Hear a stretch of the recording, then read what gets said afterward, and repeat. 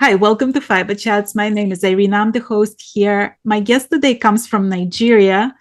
Kaothar, welcome to my channel. Hi, I'm so happy to be here today. Thanks for having me, Irina. Thank you. Well, I saw your Instagram account and I love how colorful, how beautiful the pieces are. It's crochet, but it's very modern take on crochet. Tell me how you started, how you learned crochet. Tell me your fiber story. Okay, that's a very long story. Oh, we've got time. Yes. I learned how to crochet back when I was in high school. This was well over 15 years ago. And it wasn't like proper teaching. I just saw my classmate, she was crocheting a bag, and I was so fascinated. I walked up to her after looking, I was like really interested. I was looking at what she was doing. Then eventually I went to her and I'm like, "Hi, I love what you're doing. Can you teach me how to do this?" But she was like, "Oh, she doesn't really know how she's going to explain it to me." And she just said, "Just look at me. You're going to figure it out one day. Just look at what I'm doing." So I looked a lot. She was coming every time she was crocheting, I would look. And then I went home. I told my mom to get me a yarn and a hook. And I need to pause right here and say, in my part of the world, I'm from Nigeria, and here we call yarn, we just say wool whenever we want to refer to any kind of yarn. Even if it is not wool, we say wool, and we say knitting pin. Right. Knitting pin is general. We say knitting pin. So back then, I just went home and I told my mom to get me wool and knitting pin. I want to start doing this. My classmate is doing it, and it's so fun. I fumbled with the yarn so much because she wasn't explaining it to me. I was just trying to do it based on what I saw her do. Eventually, I got it after trying and cutting the yarn. Whenever the yarn got tangled and I couldn't figure it out again, I'll just cut it, throw it away, start again. But eventually, I got it. I was so happy. And then I started crocheting bags, ribbons, and all. As the years went by, I would always crochet. Always, whenever I just felt really overwhelmed in my life, I'll just pick up a hook, a yarn, and make something.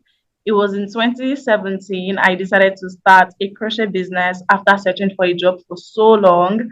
I didn't get a job, and a friend of mine saw one of the things I had crocheted in the past. She really liked it. She thought I bought it from somewhere. So she's like, she wants me to help her buy the scrunchie I was wearing. I didn't buy it. I actually made it myself. She said she really liked it, and that was what gave me the idea. Maybe I can start selling crochet scrunchies since I've been looking for a job for forever and Right. nothing is coming. Maybe I can start selling these scrunchies. And yeah, I just started planning. I had a lot of scrunchies that I had made for fun in the past. So I took them out, took pictures, started showing my other friends. I wanted to see if people were going to accept this product. And a lot of people liked it. And I'm like, you know what? Let me just start. I started advertising slowly on Instagram. And that's literally what led me here up until this point. So yes, that's my backstory. From what I know about Nigeria, the unemployment rate is just ridiculous. And it's very hard for young people to find a job there because of how high the unemployment rate is.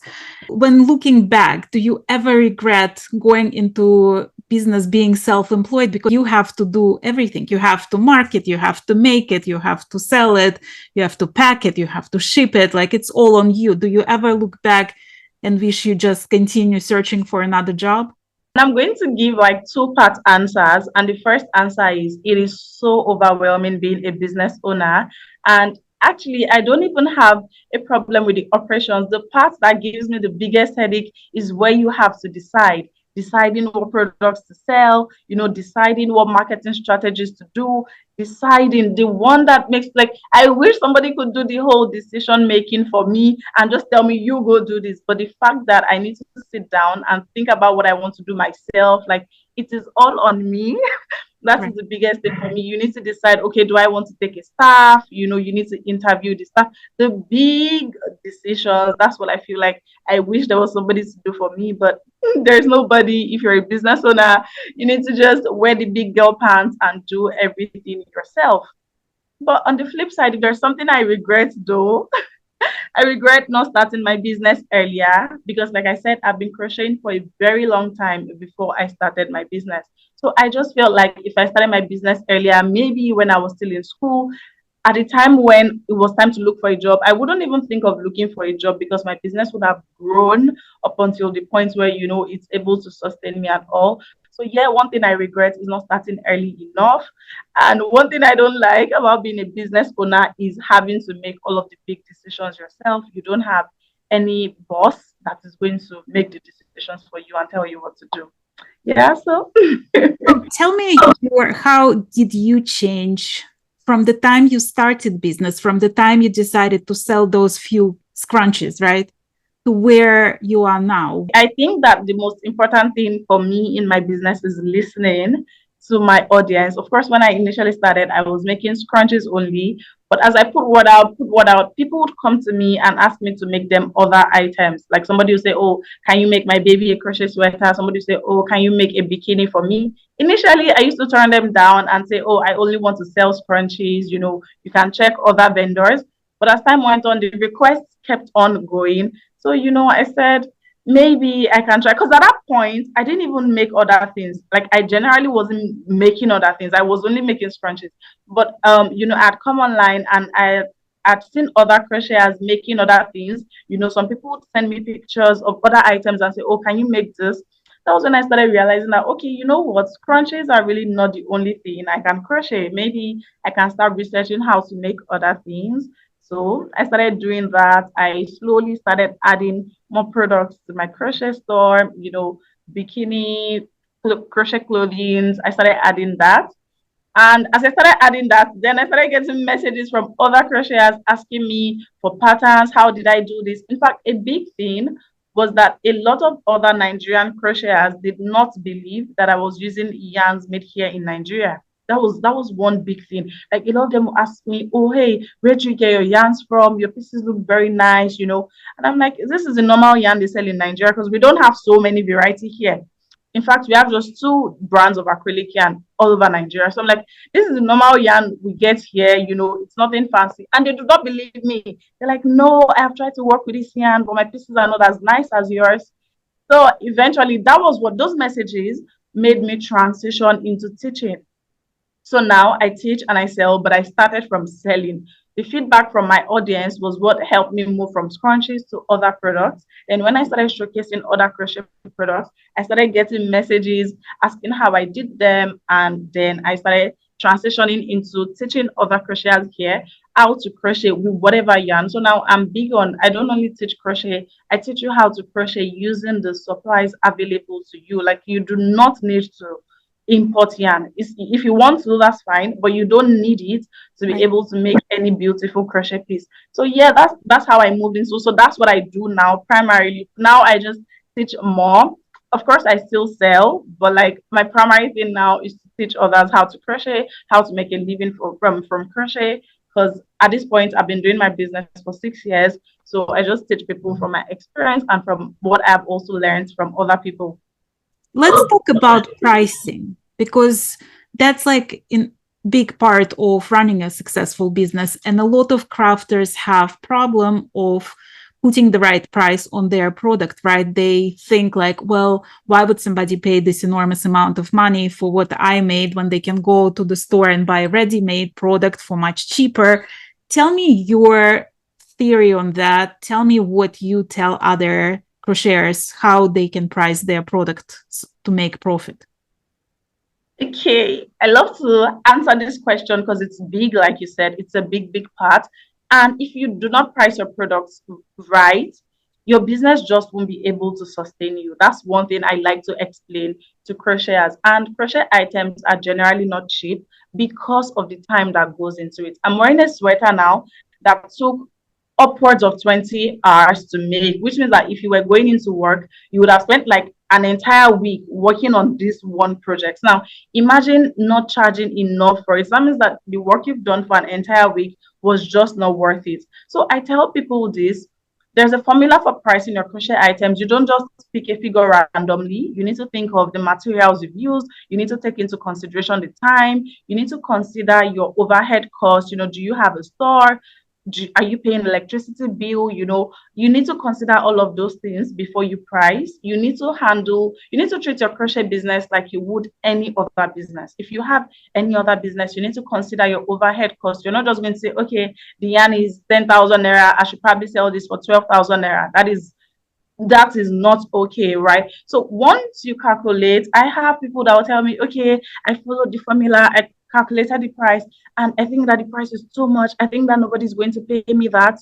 And I'm asking, why are you thinking for people? Why? Like, you don't need to say, oh, I think that they won't be able. They didn't tell you that. So even if some people can truly not afford it, that's fine. There are other people that can afford it. So why not ask yourself, how do I attract the people who can afford this? Because I like to share from my own experiences. When I first started my business, I was selling cheap, let me say. It wasn't so cheap. It was, some people say it was expensive at that point, but I think that I was even selling cheap because I just started. But as time went on, I was charging my worth and people were buying. So I tell people that if people are buying from me, even though I'm charging my worth, there's no reason why they cannot buy from you. You just need to make sure that your products are presented in a way that it tallies with the price. You cannot take pictures of your crochet products on the floor in a dirty place and you're expecting people to pay a huge price for it because you've not presented it in a way where they think that, oh my goodness, this thing is like high end. These crochet items are high end. You need to charge for them that way and position your brand in a way that the people that can pay that want to buy it from you. I tell people that. And I also tell them this: if you're starting your business, it is going to be slow initially. Like, you are not doing anything wrong. When you start your business, you're not going to get a flood of customers running at you because you're just starting out. A lot of people don't know you yet. So, what other thing can you do? If you have a job and you want to start a crochet business, do not quit your job immediately because having that other income source is going to help you not take bad pricing from people. But if you're desperate, you don't have any other means of making money, even when people are offering you peanuts for your project, you are tempted to take it because you feel like you don't even have any other source of income. Like, you don't even have any other hope of where money is going to come from. So yeah, I tell people, stay at your job until like you have some money saved so that you can turn down offers that, no, I'm not going to take this amount of money. If money is coming in from elsewhere, you can turn people down until you get the people that will pay, because the people that will pay will come.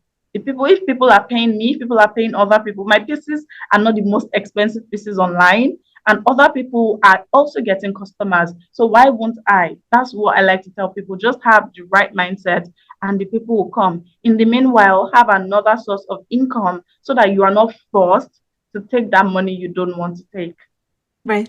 Well, when people think about Nigeria, in the recent years, it got the bad reputation because of all the scams, right? And one of the reasons for scams is the high unemployment rates. So the young people who can't get a job sort of forced into that syndicate of going into the scamming business. Does that make your life more difficult because people just hear Nigeria and they immediately think it's a scam? Honestly, it does. Even Nigerians don't trust Nigerians. You understand? So even within the community, there's a lot of, how am I sure that when I pay you, you're not going to run away with my money? So for me, I'm always very transparent. I can even call, like, set up a meeting. If you're unsure, you see my face, you can see that, the person on the other end is human as well. I showcase my crochet pieces. They are for sale. If you're asking me to make something for you, I don't want to wear that thing, so I'm going to make it for you. But it's difficult. People are not trusting easily, and I don't blame them because even we are being scammed by other Nigerians. We are careful as well, so I don't blame them. But I like to be very transparent so that it is easy for the person on the other end to trust me. And the second part that makes it difficult is because of all of the scam issues, a lot of payments, international payments services don't work here. So even when the person trusts you, before they can make payments, it's a big headache. We can't use PayPal. PayPal is like the easiest way to receive money, but we can't use PayPal. And when payment is a big issue, the person can just be like, why is it so stressful to pay you? Let me just pass. You understand? So it's an issue. And I just hope that things are going to get better with time. But we're just trying to make it work. with what we have right now, look for alternative payment methods that can work, and just be as open as possible. Ask the client or prospective client, is there anything you want me to do that'll help you trust me more? Like, I've been there for 6 years. So most people, the fact that I've been there for that long is another thing that calms the mind of some people. Like, okay, you're not going anywhere, because if you are, you would have gone since. So we're just moving with the flow, really. Right. Well, when you create your pieces, who do you have in mind as your audience? Like, who do you target as your clients? Okay, this is big, because I feel like if you are a crafter, the fact that you are the one crafting already creates a niche for you. Personally, I started crocheting clothes because I wasn't finding a lot of modest crochet clothes. Like, if I see crochet clothes, I'm like, must the breast show? Must it be short? I'm a Muslim, and like there's a way I like to dress. So when I'm designing, I like to think of comfortable, modest crochet clothes that you can actually wear. Not, I also see some crochet clothes, I'm like, this is so creative, this is a piece of art, but I don't see one wearing it on a day-to-day. I don't see, you can't wear this if you're going into work. You can't wear this if, it needs to be maybe you're going to the beach, or it needs to be maybe you're going for a fashion show before you can wear it. But I want to design crochet clothes that can be worn, like I'm wearing a sweater. The weather is cold here, it's raining. I want to make sweaters that you can actually wear. I want to make clothes that you can wear into work, look good, and feel comfortable. So when I'm designing, I have an audience of people that want to look different but not exposed. That's the kind of person I'm designing for. Well, when you first learned how to crochet, you were observing somebody else doing it. How did you learn to teach others to crochet? Like, is it difficult?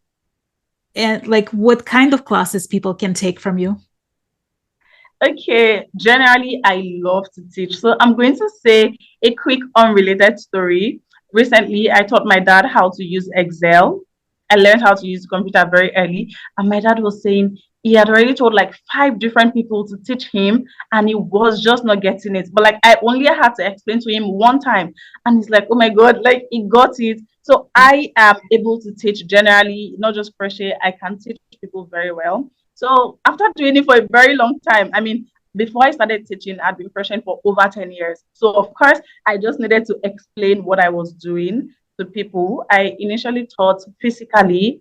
I even I did some teaching, like I taught some of my friends for free before I started teaching. And then when I started teaching, I taught like 3 or 4 students physically, showing them, explaining to them based on my own experience. And then I was a little bit reluctant when people were asking me for online classes, because I'm like, is it really possible to teach crochet online? How is it going to be?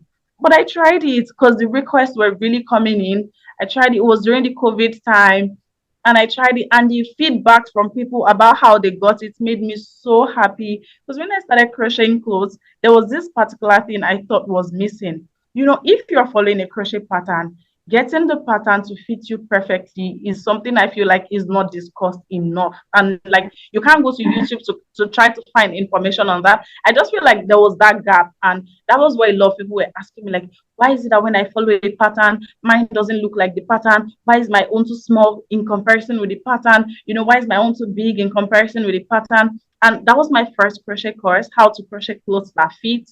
And the feedback was just great. I was teaching people how to take measurements, how you need to, have your own measurements before you start crocheting. You don't just get a pattern and the pattern says chain 60 and you just start chaining 60. You don't do that. You need to make a swatch. You need to use your measurements to determine how many stitches you need to have to make sure the dress is going to fit you the way you want it to fit you. That was my first course, and it still runs till date. I think that's one of my most popular courses, and the feedbacks I get when people send in pictures like, I didn't know I could do this, like, I'm so happy. It also makes me so happy. So when you get positive feedback, it encourages you, like you just want to do more. So after that, and others started asking, oh, I want to learn crochet from scratch, I don't even know how to crochet at all. Then I did another beginner's course. This time around, I also did like beta testing the course. I had some students first. I had them watch the course videos, got their feedback. Are you able to follow along? They were able to follow along. I'm like, okay, this works. Let's just keep doing it. So yeah, right now I teach people that already know how to crochet better, especially clothes, how to get your crochet clothes to fit perfectly, regardless of the yarn you're using. Because that was it. A lot of people thought that, okay, because they weren't using imported yarns, that's why the piece wasn't turning out right, you know. So yeah, I teach how to do that with whatever yarn you have in your region. And I also teach absolute beginners so that they don't have to look, so that they actually get explanation on how to do it. So yeah, I have those two courses. I also have another course, but those are the two main crochet courses I offer right now.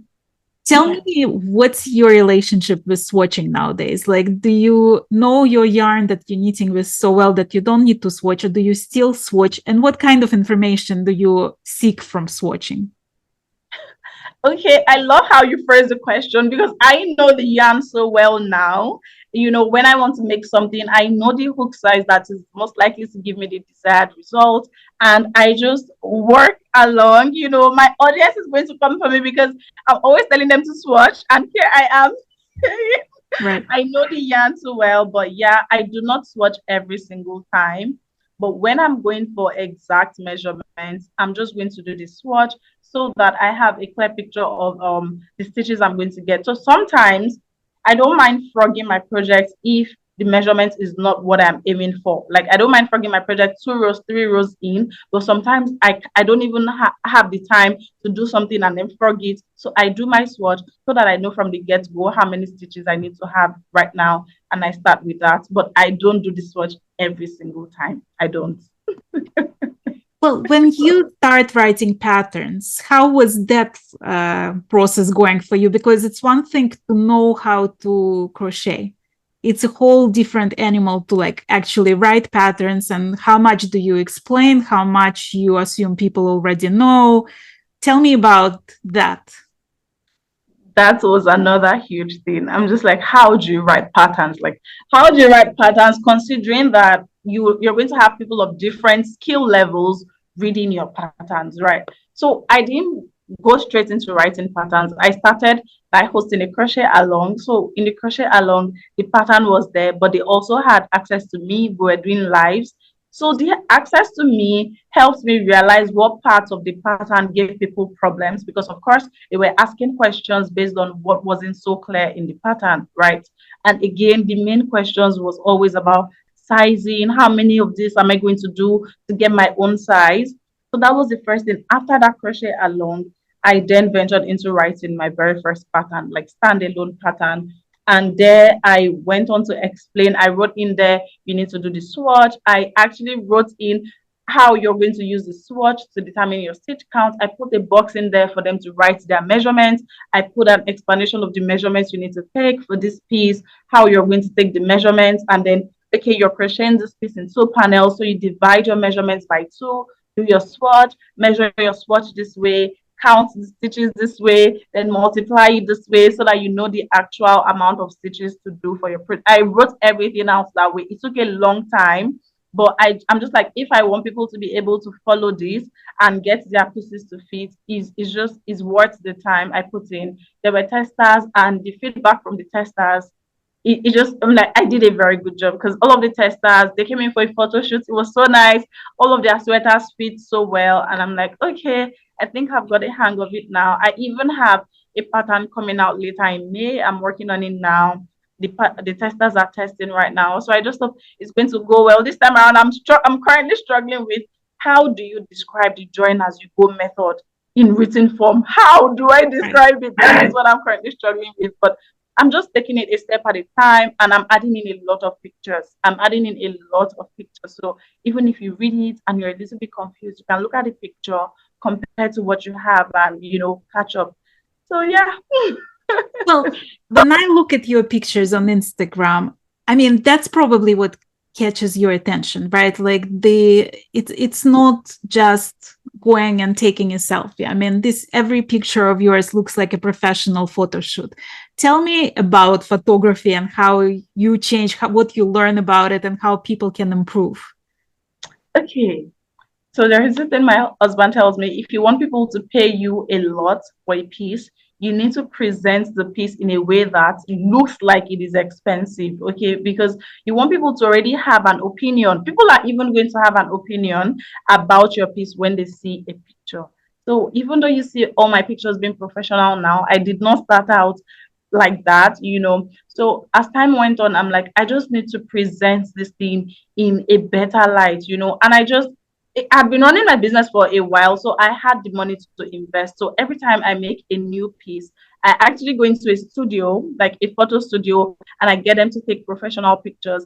And when I did this, I realized that the feedback, so when I say the feedback, the engagement on the pictures, the way people were commenting, the way people were like really, really like hyping me up, saying, oh my goodness, Kaothar, this is great. I'm like, this is something I need to continue because I can see that people valued it more.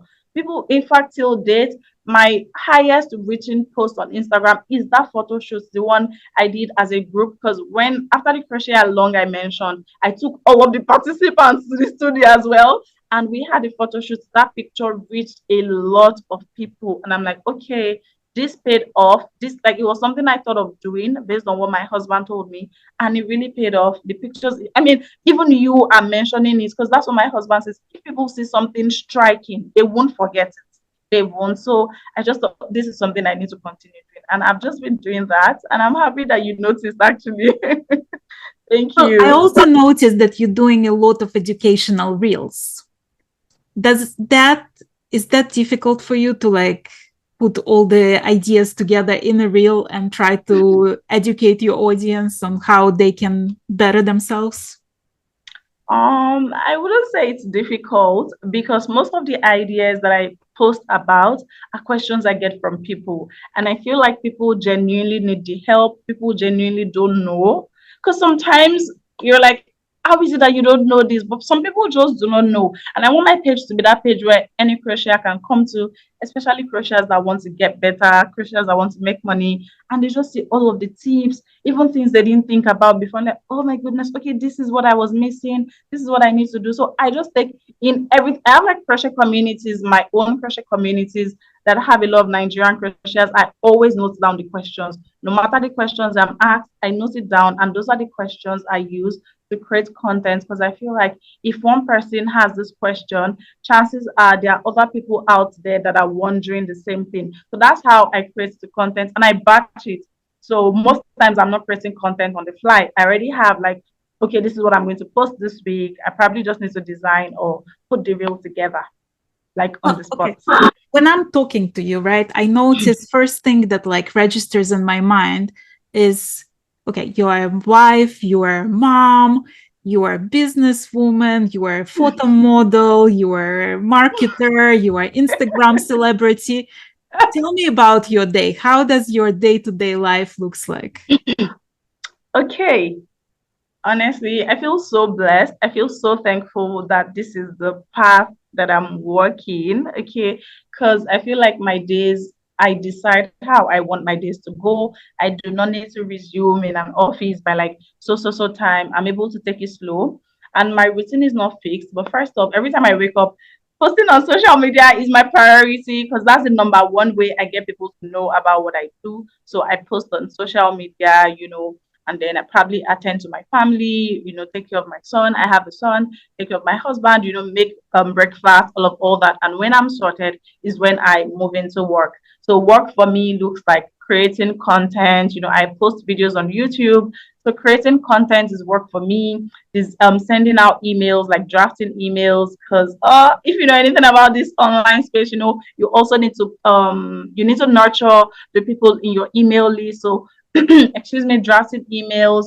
I also do a lot of like planning. What courses am I going to release? How am I going to get new people? So there's a lot of also strategizing, designing sales pages, trying to write copy, you know, those are the things I typically do. But I think that the most constant thing is creating content, posting content, and strategizing. Those are the main things. At this point, I no longer crochet every single day, because even though I sell crochet pieces, I have a lot of students. So when I get orders, I just pass it on to my crochet students. So my crochet students work on the orders. It's a win-win. They work on the orders, they get paid, I deliver to the customers, and I have a manager who is in charge of that. So when I'm crocheting now, it's probably I'm designing something, or I'm crocheting for myself personally, or I'm crocheting for family. So yeah, crochet does not take a big part of my day anymore, but I still crochet. It's just not something I do every single day right now. I mean, how much of your personal wardrobe is made by you? A lot. A lot.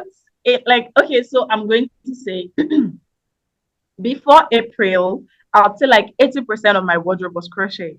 But in April, I just got some new clothes that are not crochet. So now I think it's like 50-50, or maybe 60% crochet, 40% not crochet. I have a lot of crochet clothes. Well, that's wonderful. I mean, I think it's brilliant. Do you feel like because your time is limited, you don't have that joy from just sitting and crocheting for yourself any longer? Yes, I feel like that is one thing I do not enjoy about running a crochet business. Because the irony is that for you to run a successful crochet business, you need to do a lot more than crocheting. I do not like that part. I'm not going to lie. I wish I could just crochet with no like I could just crochet without having to set up my tripod. You know, when I'm crocheting, I'm like, okay, let me put my tripod, let me put my phone so I can get some content in. Okay, let me note it down so I can write the pattern. I wish I could just crochet without like back then when I didn't have a crochet business, when I'll just be crocheting on my bed, like just enjoying the process. I wish I could go back to that time. But unfortunately, right now, in fact, my dream, you know, when people say write your dream life, my dream life is wake up, sit down, crochet, crochet, crochet, crochet, crochet, go and sleep, wake up, sit. Honestly, that is what my dream life would be. Me just waking up and crocheting all day, every day. Well, what's your dream or your vision for this business? Like, how do you, because 6 years is a long time for the business, but it's also a very short time for a business. Like, where do you see it going from here? Okay, right now I like to say my crochet business is in two folds. So of course there's a part where I'm teaching and there's a part where I'm selling. For the part where I'm selling, I am honestly wanting to have a store sometime down the line. I would love to have a store where I'm showcasing my crochet pieces for sale, my clothing and my decor. I currently sell crochet clothes and crochet decor items, specifically through blankets. Those are the two main things I sell. But for my courses, I really would love for people to say, "Oh my goodness, I was able to pick up my hook and yarn because I met Kaothar." I have a free crochet class right now for beginners. It's free, completely free, and it is so rich. I could charge for that class, but it's free. I just want people to get back into it. Everyone, pick up your hooks, get back into crochet, get back into crochet. I just want that where a lot of people can say, "I'm so thankful because I met Kaothar. Look what beautiful pieces I'm making." That's just my dream, really. Well, how big is crochet community or knitting community or any crafting community is in Nigeria? It is not as big as it is in the US. It is right now. It is bigger than when I started. When I started, there was no community. When I started, there was no community. But now there's starting to be like community. It is again not as big as it is in the US, but I think we're coming up. We're coming up, and again, a lot of here in this part of the world, a lot of us learned how to crochet as children. A lot of us. So even people that don't crochet right now, when they see you crocheting, they're like, "Oh my goodness, I learned how to do this when I was a child. Oh, I know how to do this thing," but they don't do it again correctly. So I feel like in the next 5-7 years, there's going to be a big community of crocheters here in Nigeria. We're coming up, but the community is not big yet. Really, it is not big at all yet. It is not. Well, tell me about your relationship with Instagram because there is beauty of like meeting people and talking to people from all over the world, but then there is algorithm that you have to deal with and followers and statistics and all that stuff. What's your relationship? Is it more love or more hate? Okay, I just think that it's more love on my end. I don't like to think about things we can't control, which the algorithm is one. No one really has control over that. So I just and then I like to look on the positives. Even if my messaging is reaching just one crocheter, I feel like they're going to find it helpful.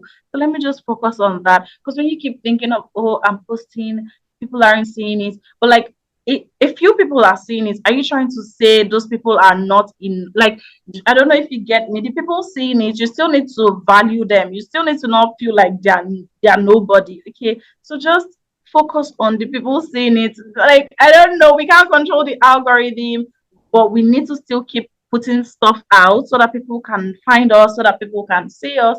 So let's just put it out and hope for the best. Do you ever get feeling that you like burn out and you just need time to take time off, and that it's like overwhelming and there's too much on your shoulders? How do you deal with that? I just go away. I just go away. Like, I feel like the whole of last month. Okay, we're still in the month. April, I think I was absent for like 2 to 3 weeks on my page. Because even though I have these two crochet businesses, that's not all I do. I have another completely different business. So sometimes it does get very overwhelming, very like extremely overwhelming, and I'm just burnt out. So even though I'm saying I took 2 to 3 weeks off, I knew what I was supposed to be doing. I have a content calendar. I knew what I was supposed to be posting. I just didn't want to do anything. Like, I was tired. I just don't want to do anything. And I just took the time off. Again, that's what I'm saying. I'm blessed that this is the life I have. Like, I wasn't forced. I mean, imagine if I had a 9 to 5, regardless of my burnt out situation, I still have to go to work. So Right. I feel very thankful that I was able to just take that time off. I'm just coming back to my page now with all of the posts and everything. But yeah, if I'm burnt out, I just go away and just leave it for a bit and come back to it when I feel refreshed. Tell me about your husband. What's his role in your business? Is he a supporter? Is he a sounding board? Is he just slowly backing away, not making eye contact anytime you start talking about crocheting? Okay, I think he's a big supporter. He is. I don't think he is. And I like that it challenges me. So, you know how I said when I started, I was seeing a lot of revealing crochet quotes. That was what I was making as well. In as much as he knew that that was in my style, like, I normally wouldn't wear that. And he's like, why are you making this thing? Like, I can't find, other modest things. Can't you make them yourself? Like, do you need to find other people doing it before you do it as well? And that was when I started thinking, oh, that's actually true. Even if it's not out there, can I not design my own? And it's also like, my quality control person is like, this cannot go up on your page. This is bad quality. You didn't put in the work. Like, no, no, no, no, no. In fact, I the page where I sell my crochet clothes, we manage that page together, and everything I post needs to go through him first. Like, don't post anything unless I see it. I need to see it to make sure that, oh, yeah, this is good. This is good. You can post it. So he's a very big supporter, and I'm so thankful for him. Because, like, if it wasn't for him, I wouldn't have even thought of going to a studio to take pictures, like great pictures of my pieces. I'll just be like just managing, pushing through, taking the pictures with my phone. So he opens my eyes to like bigger opportunities. Like, don't just stay small, don't just leave it here. There are bigger things you can be doing. I love that for me. And he learned how to crochet all thanks to me. He made a chain, a very long chain, and then he made it into a necklace. So there is a hope that one day he's gonna make you an outfit. Well, I love that. Do you have any ambition of like writing a book or creating a TV show, something to show your fellow Nigerians how it's done? Well, I do have my YouTube channel now where I publish videos on a weekly basis. It's also crochet, so I'm teaching a lot crochet business lessons, and I'm also doing crochet stitch tutorials, because I find that I didn't get a lot of stitch tutorials when I started. Like, I was constantly looking for new stitches, exciting stitches that I could work with, and I found that most of them were in form of diagrams. So I told myself that I would dedicate something to explaining crochet diagrams, because of course not everyone would see a diagram and be able to read it at once. So yeah, my channel is currently dedicated to crochet business lessons and sharing crochet stitch tutorials. About writing a book, I really don't know. I've never really thought of it, but Even if I would be definitely going to be a crochet book, but I just really love the idea of my YouTube channel and I want to put in more work. I've been very inconsistent, but I'm hoping to be very, very consistent going forward because I get people saying that, oh, the information is very helpful. They were glad they found my channel. So I just want to put in more work and be more consistent on that. How about fashion shows? Is that part of your bigger plan? That is really big. And I think that a lot of crocheters attend fashion shows, but honestly, I've never thought about it. Honestly, I haven't. I feel like the kind of pieces that go on fashion shows, those are typically not the kind of things I design. Again, I want my pieces to be like practical. You can wear this every day. You're feeling comfortable, you're feeling fly, you're getting compliments, not edgy. Yeah, I don't do edgy crochet pieces. So maybe things can change further down the line, but right now, I don't think. Well, thanks so much, Kata. I'm so glad you agreed to be on my channel, and I loved getting to know you and your story. And I'm gonna put all the information how people can find you. You're on Instagram, on YouTube, in the description of this video. So guys, go subscribe to her channel. Let's show some support and follow her on Instagram. Thanks so much, Kaothar. I love talking Thank to you, you. Irina. It was a big pleasure. Thank you so much for having me. I enjoyed chatting with you. And I did not even get what country are you in right now? I'm in the US. In the US. Okay, there's a big question there. Thank you so much for having me. It was a huge pleasure to do this. Thank you.